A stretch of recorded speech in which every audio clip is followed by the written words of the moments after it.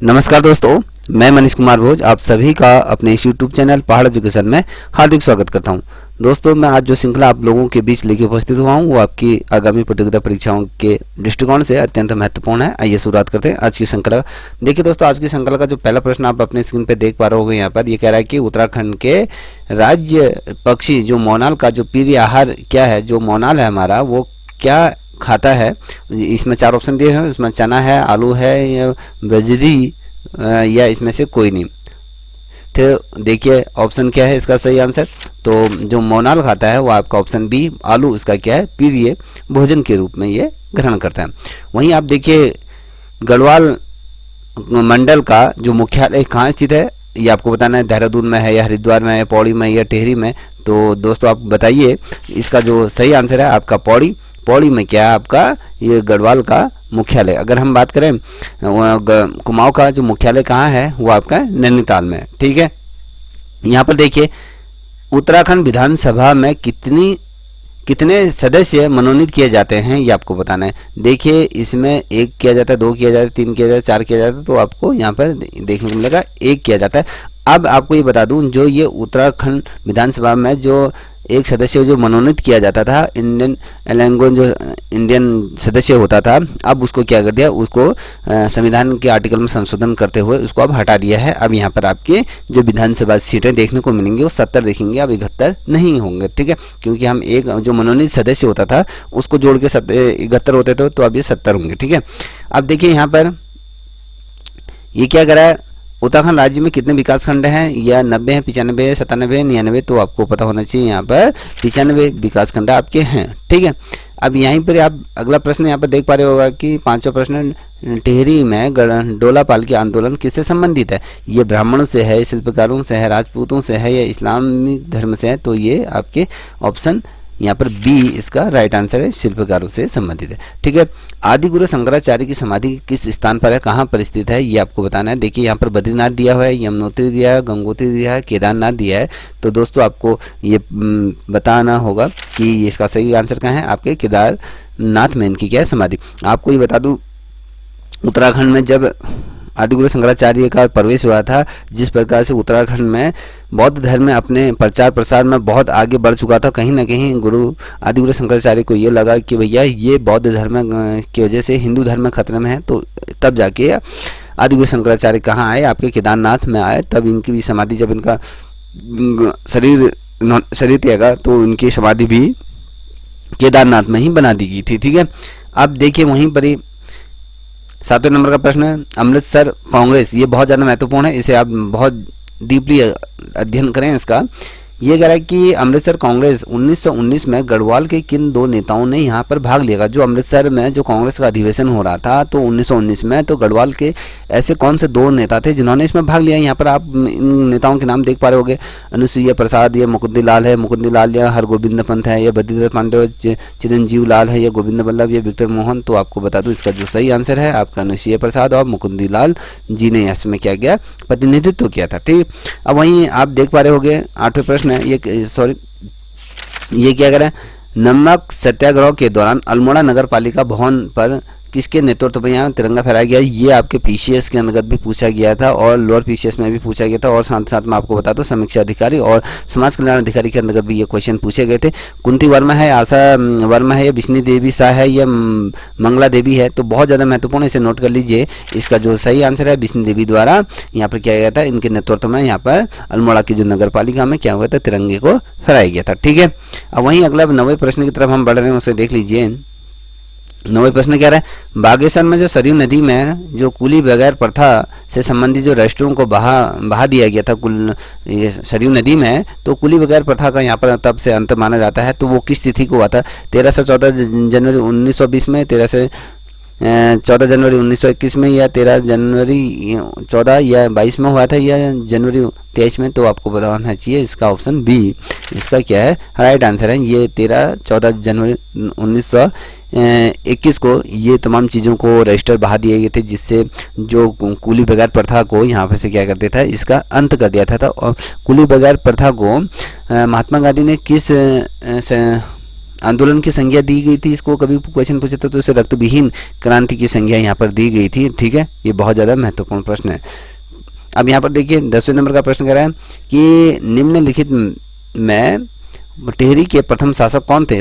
टिहरी गढ़वाल के जो पहले शासक के रूप में कौन जाने जाते हैं, ये आपको बताना है। मानंद शाह या मेहंदी शाह या सुदर्शन शाह या याजवंत वीरेंद्र शाह, ये आपको बताना है। तो दोस्तों इसका जो सही आंसर है आपके सुदर्शन शाह क्या थे, टिहरी गढ़वाल के प्रथम शासक। अब टिहरी गढ़वाल जब हस्तांतरण हुआ था, देखिए सुदर्शन शाह क्यों कह रहा हूँ ये आपको समझना होगा, क्योंकि जब सुदर्शन शाह ने अंग्रेजों के माध्यम से टिहरी को जब बसाया था तो आप सभी अगर इतिहास पढ़ा होगा तो आप समझ गए होंगे इसको। ठीक है, अब बढ़ते हैं अगले क्वेश्चन की तरफ।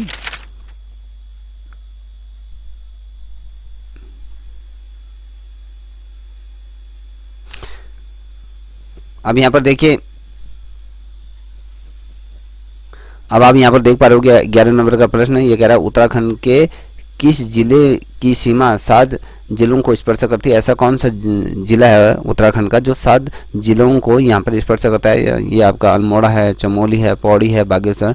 तो दोस्तों आपको बताना है कौन से 7 जिलों को ये स्पर्श करता है। आपका ये है क्या, पौड़ी जिला है। आपको 7 जनपदों को क्या करता है, ये कवर करता है। ठीक है, अब इसमें देखिए निम्नलिखित में से कुमाऊं क्षेत्र की सबसे पवित्र नदी कौन सी मान ली जाती है। कुमाऊं क्षेत्र की पूछा है, ना कि उत्तराखंड की। ठीक है, गढ़वाल की भी नहीं पूछा है, ये कुमाऊं के अंतर्गत पूछा है। तो काली शारदा, ये गोमती या धौली गंगा या सरयू, तो आपको ये पता होना है ये सरयू को पवित्र माना जाता है। ठीक है, अब यहाँ पर देखिए हांडी प्रभात उत्तराखंड राज्य के किस जिले में स्थित है, ये आपको पता। हांडी आपको याद रखिएगा, बहुत ज़्यादा महत्वपूर्ण है। ये चमोली में है, पिथौरागढ़ में है, उत्तरकाशी में है, देहरादून में। इसका सही आंसर देखते हैं, तो ये आपके क्या है, देहरादून में ये हांडी प्रभात है। ठीक है, अब वहीं पर 14 नंबर के प्रश्न की तरफ हम अग्रसर हो रहे हैं। 14 नंबर का प्रश्न क्या कह रहे हैं, निम्नलिखित में से कुमाऊं मंडल का सबसे बड़ा हिमनद कौन सा है।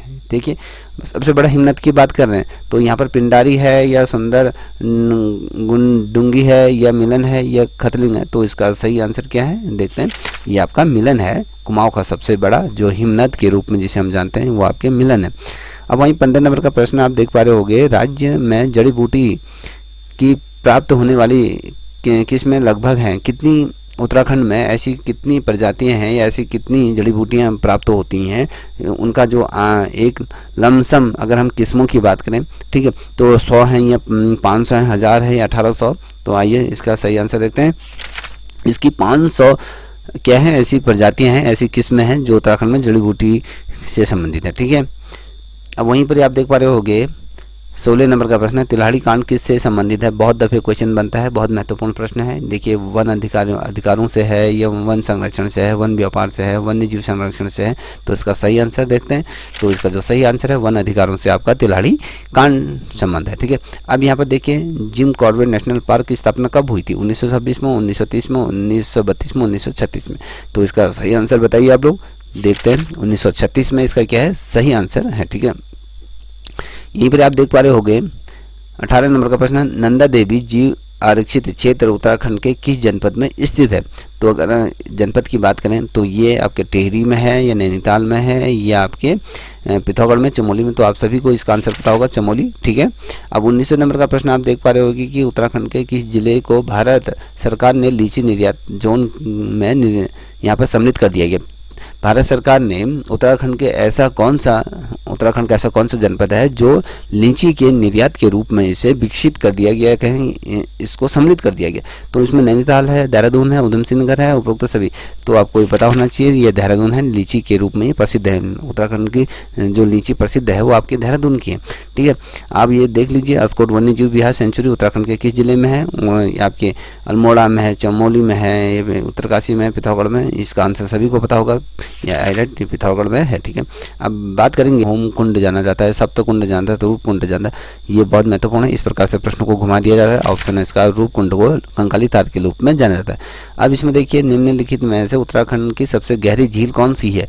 सबसे गहरी झील उत्तराखंड की पूछे, नौकुचिया ताल है, दोरना ताल है, या नैनीताल है, या गिरी ताल है। तो आप सभी को पता होगा यह नौकुचिया ताल सबसे उत्तराखंड की सबसे गहरी झील के रूप में माने जाते हैं।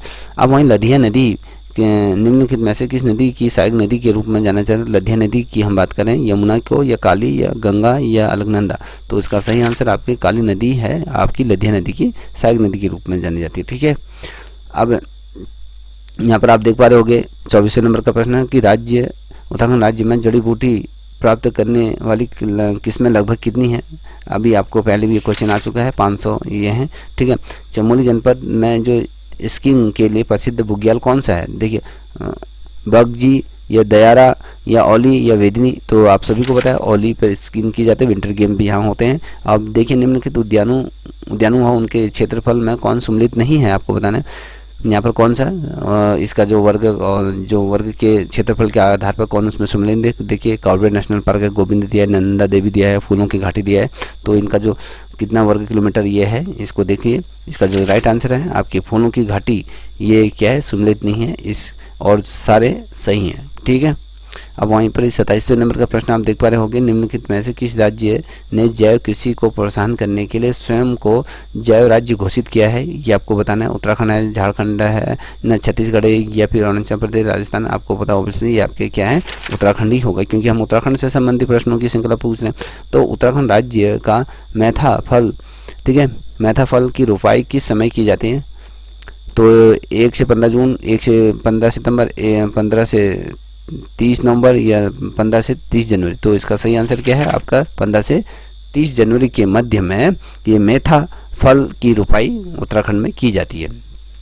ठीक है, अब निम्नलिखित में से उत्तराखंड राज्य का सबसे बड़ा हिमनद कौन सा है? ये आपको बताना है। मिलन है, ये कफनी है, ये गंगोत्री है, सुंदरडांगा है। तो कौन सा है ये देखिए आप। इसका जो सही आंसर है गंगोत्री क्या है? सबसे बड़ा हिमनद के रूप में उत्तराखंड में जाना जाता है। अब वहीं पर देखिए, मासू देवता की पूजा, देखिए यहाँ पर दिया है, मासू देवता की पूजा उत्तराखंड के किस शहर में की जाती है? आपकी पौड़ी गढ़वाल में की जाती है, चमोली में की जाती है, अल्मोड़ा में की जाती है, देहरादून में। तो दोस्तों इसका जो सही आंसर है आपके देहरादून में मासू देवता की क्या की जाती है? पूजा की जाती है। ठीक है, ने जौन सारी गायकों को या जन्म दिया उन गीतों को, ये कहीं ना कहीं एक फ्रेम दिया, उनका नाम क्या है ये बताना है। जौन सारी संगीत के जनक के रूप में जिसे जाना है, पंडित शिवराम, या नंद लाल भारती, या रत्न सिंह जौन, या देवकी चौहान। तो इसका जो सही आंसर है आपका नंदलाल भारती क्या माने जाते हैं? जौन सारी गीत के जनक के रूप में जाने जाते हैं। और निम्नलिखित इसमें है, निम्न में से किस जनजाति द्वारा ऋतु प्रवास किया जाता है? आप सभी को पता होगा, थारू, भोटिया, या फिर बॉक्सा, या राजी। तो आपको बताओ ये भोटिया जनजाति क्या करती है? आपके प्रवास करती है, ऋतु प्रवास।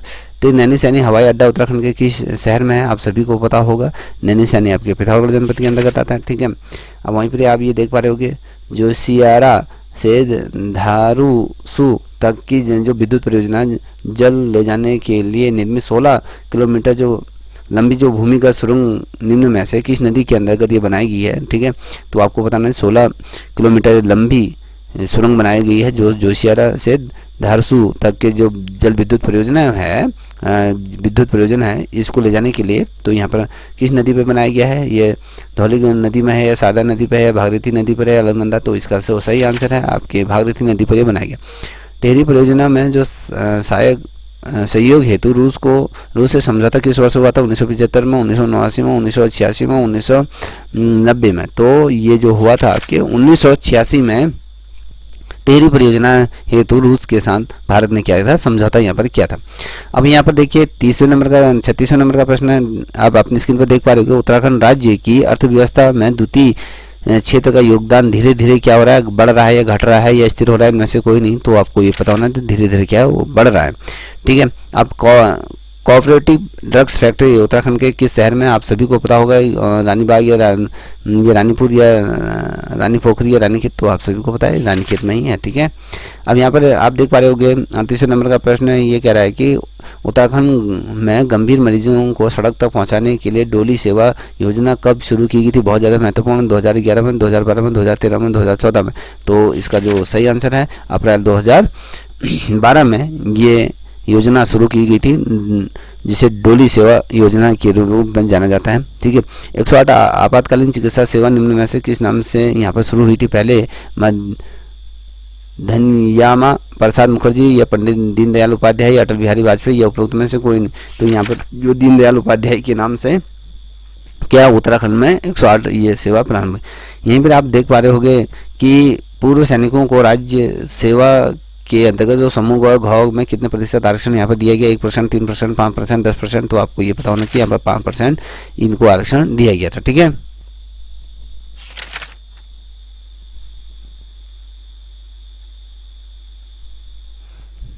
अब 41 नंबर का प्रश्न आप अपने स्क्रीन पर देख पा रहे होंगे कि उत्तराखंड राज्य में किशोरियों के विकास हेतु सबल योजना किस वर्ष यहाँ पर शुरुआत की गई थी? 2001 में, 2005 में, 2008 में, 2010 में। ठीक है, यह की गई थी 2010 में। क्या था? सबला योजना शुरुआत की गई थी। सबला योजना की शुरुआत किशोरियों के विकास हेतु। ठीक है, अब यह टरारा अनुसंधान केंद्र उत्तराखंड के किस शहर में? नैनीताल में, उधमसिंह नगर में, देहरादून में, रुड़की में। तो आपको ऑब्वियसली पता होगा नैनीताल में ये है। और भारतीय प्रबंध संस्थान IIM उत्तराखंड के किस शहर में है? देहरादून, काशीपुर, हरिद्वार या उपरोक्त में से कोई नहीं। तो ये आपके काशीपुर में है। ठीक है, अब उत्तराखंड के किस शहर में चाय बोर्ड स्थित है? ये आपको पता होना चाहिए। ये आपके देहरादून, बागेश्वर, अल्मोड़ा, ये उपरोक्त में से कोई नहीं। तो ये ये अल्मोड़ा में है। ठीक है, अब यहाँ पर सुमित्रानंद पंत निम्नलिखित से किस रूप में विख्यातित दिए हैं? आपकी भक्ति कवि के रूप में है, ये छायावादी है, ये प्रगतिवादी है, वीर कवि के रूप में। तो ये आपको बता दूं, ये आपके छायावादी कवि के रूप में सुमित्रानंद पंत जी को जाना जाता है। वहीं 46वें नंबर का प्रश्न देखिए आप, निम्न में से कौन सा धारावाहिक मनोहर श्याम जोशी द्वारा लिखा गया है? मुंगेरी लाल के हसीन सपने, या कच्चा जी कहीं, ये जमीन आसमान, या जैसी करनी वैसी भरनी। तो आपको ये पता होना चाहिए, जैसी करनी वैसी भरनी ये लिखा गया है। ठीक है, अब यहाँ पर देख पा रहे होंगे 47 नंबर का प्रश्न है, उत्तराखंड के गांधी के नाम से कौन जाना है? आप सभी को पता होगा, इंद्रमणि बुधौनी जी को हम जानते हैं। और यहाँ पर 48 नंबर का प्रश्न है, उत्तराखंड में स्पर्श गंगा अभियान कब शुरू हुआ था? ये आपको बताना है। यहाँ पर 2007, 2008, 2009, 2010। तो यहाँ पर जो सही आंसर है 2009, 17 दिसंबर 2009 को उत्तराखंड में स्पर्श गंगा अभियान शुरुआत हुई थी। और वहीं पर निम्नलिखित व्यक्तियों में से ऐसा कौन सा व्यक्ति जिसे गरुड़भंजन के नाम से जाना जाता है? देखिए, माधो सिंह भंडारी, वीरचंद गढ़वाली, मेजर शैतान सिंह, गब्बर सिंह। तो आपको बताना ये आपके माधो सिंह भंडारी को ही क्या जाना जाता है? ठीक है, गर्भभंजक के नाम से जाना जाता है। अब इस श्रृंखला का अंतिम प्रश्न, निम्नलिखित में से उत्तराखंड दृष्टिविहीन क्रिकेट टीम के कप्तान कौन? ये आपको पहले मैंने पिछली दफ़े एक क्वेश्चन जो बनाया था आशीष नेगी के। ठीक है, ये आपके सामने है। तो दोस्तों, आपको ये श्रृंखला कैसी लगी आपकी परीक्षा के दृष्टिकोण से? अगर अच्छी लगी होगी तो प्लीज़ इस चैनल को भी लाइक, शेयर, सब्सक्राइब करें। तब तक इतना ही। जय हिंद, जय भारत, जय उत्तराखंड। हेलो, नमस्कार।